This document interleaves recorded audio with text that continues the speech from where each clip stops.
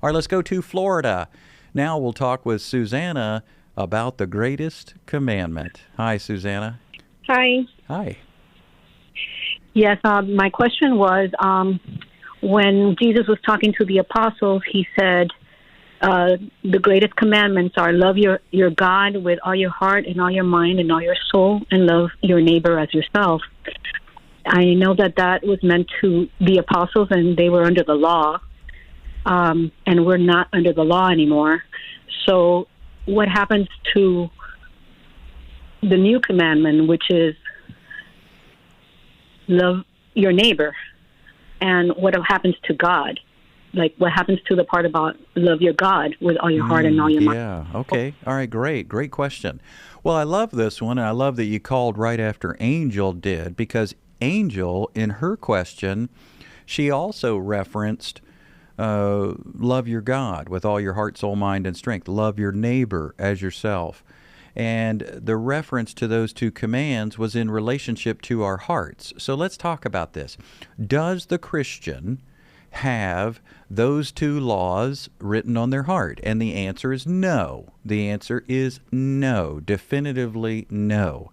You do not have the greatest commands in the law written on your heart. Now, why can I say that? Well, I can say that because, you know what? You're dead to the law. You're not under the law. Christ is the end of the law for all those who believe. When you're led by the Spirit, you're not under the law. So how foolish and how contradictory it would be for God to say, well, let me see, Susanna, you're dead to the law, but I'll help you keep the law. Christ is the end of the law, but let's bring out the law. You're dead to the law, but we need to make sure the law is on your heart. No, no, no, no, no. The gospel is simpler than that. So it is not those two commands that are written on your heart. Because remember the context. Matthew 22, Mark chapter 12. What do they both show us? Well, it says that all of the law and the prophets hang on those. Remember the question they asked Jesus. Jesus, what is the greatest commandment in the law? And Jesus says, these are the two greatest.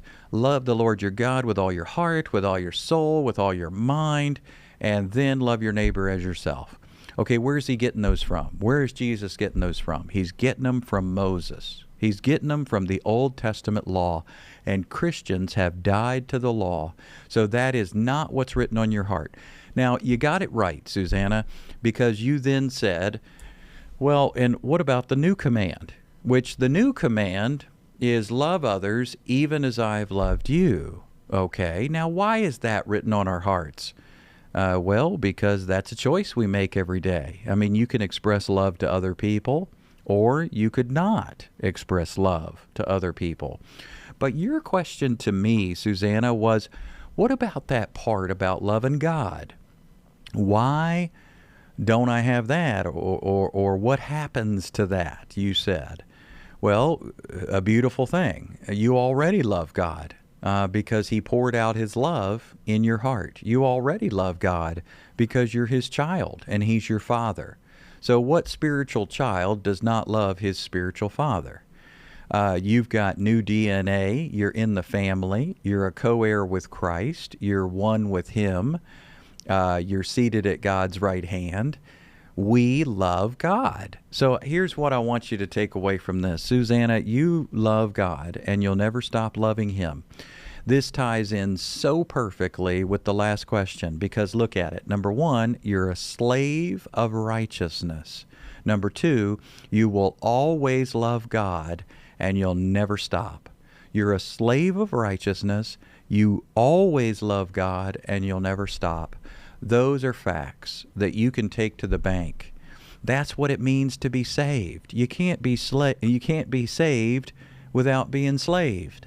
You can't be saved without being a slave of righteousness. You can't be saved without loving God, because God puts that love in your heart through the Holy Spirit. You become family. So that's why it's so irritating and so foolish and so laughable when somebody stands on stage and tells a bunch of Christians you don't love God enough. And people are scratching their head going, well, what do you mean I don't love God enough? And then somebody says, well, because you love the NFL too much. You love bowling. You love golf. You love video games. You love other stuff. And so you don't love God enough. Well, you know what God says to that? Yeah, they love me enough. They love me because even before they loved me, I loved them. And I gave them a new love for me. And I poured out my love in their hearts. And I gave them a perfect love for me. So I'm not competing with Fortnite. I'm not competing with video games. I'm not competing with a bowling ball. I'm not competing with golf or NFL. I am God.